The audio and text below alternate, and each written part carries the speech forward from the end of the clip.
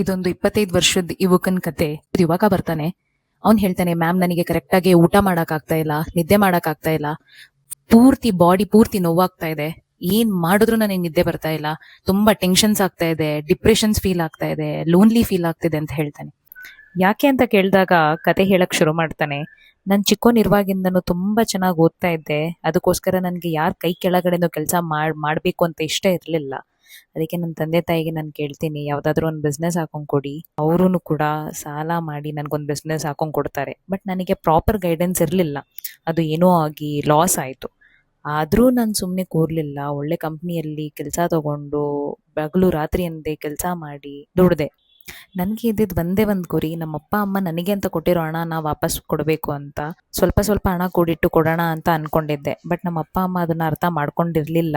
Daily ಮನೇಲಿ ಹೋದ್ರೆ ಬೈಯೋರು, ಹೊಡಿಯೋರು, ಕೆಟ್ಟ ಕೆಟ್ಟ ಪದಗಳು ಯೂಸ್ ಮಾಡಿ ಬೈತಿದ್ರು. ಆಫೀಸಲ್ಲಿ ಕೂಡ ವರ್ಕ್ ಪ್ರೆಷರ್, ಮನೇಲಿ ಬಂದರೆ ಟಾರ್ಚರ್. ಮತ್ತು ನಾನು ಎಲ್ಲಿಗೆ ಹೋಗಲಿ, ಯಾರು ನನ್ನ ಅರ್ಥ ಮಾಡ್ಕೊತಾರೆ ಅನ್ನೋ ಇದರಿಂದ ನಾವು ತಿಳ್ಕೊಬೇಕಾಗಿರೋದು ಇಷ್ಟೇ.